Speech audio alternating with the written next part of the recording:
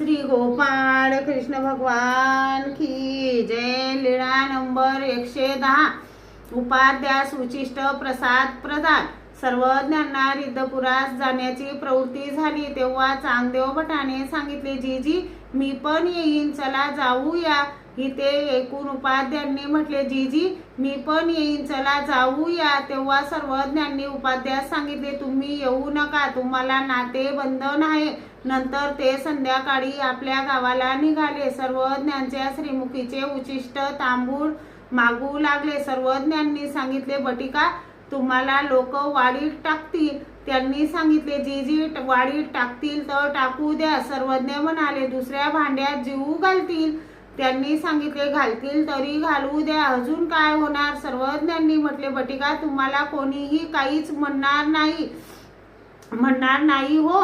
श्रीमुखीचे उचिष्ट पान दिले, नंतर ते निघाले। बाईसाने म्हटले, बटिका तुला जायला उशीर झाला। सर्वज्ञांनी सांगितले, बाई तसे हे धीरवीर आहेत। बाईसा हंसराज चांगदेव भट यांना घेऊन सर्वज्ञ रिद्धपुरास निघाले। श्री गोपाळ कृष्ण भगवान की जय।